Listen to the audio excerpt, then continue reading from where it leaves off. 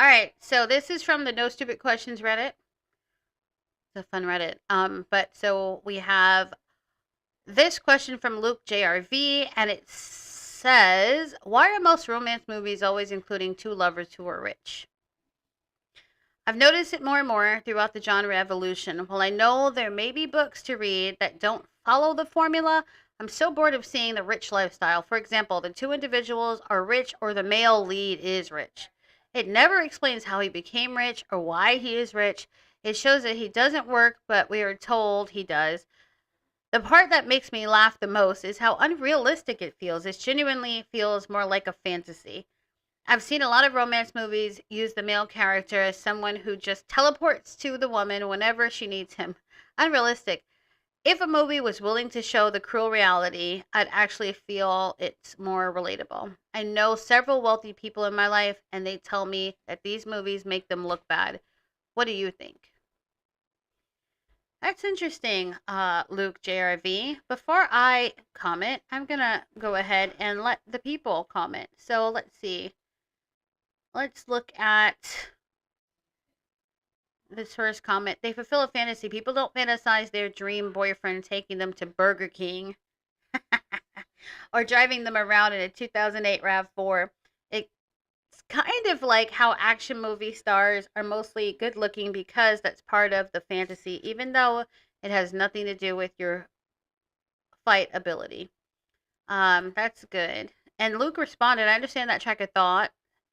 10 a month. I just think it's fun. That was the name of the commenter, 10 a month, but they're since been deleted. I hope I don't offend anyone by saying this. Fantasizing about a boyfriend is fine. However, when a fantasy becomes an expectation, which has become over the years, it's kind of stupid. It's my honest opinion. Um, so let's see. Let's see if we can find another one. This person, Ben Blixum, says, "Why would anybody watch a realistic movie? It'll be a story of two average income people who make time for dating after work, talk about stuff, and then stick it out long enough so they can comfortably fight about why the dishwasher wasn't switched on without fear of the relationship would end." Yeah, yep, that's a good point. Let's see if we can find another fun one. This person pointed out some movies that are rom coms or romance movies that aren't about so called rich people. But let's see. Commenter says, I don't know about that. Top of my head, just thinking about it. What about Amelie? Two romantic counterparts. She's a waitress living in an apartment. I forget what a guy does, but he has a low level job. Scott Pilgrim versus the World. He's unemployed and lives in a tiny one room apartment and sleeps in the same bed as his roommate. Ramona delivers mail.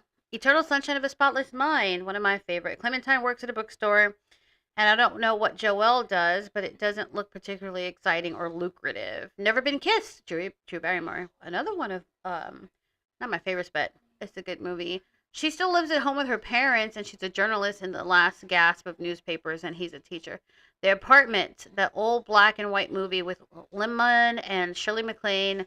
He worked, I think, in ads, and she was an elevator girl. I mean, so I think the point that this person is making is that it's not all. However, we can't get away from what the OP is saying. It's most, right?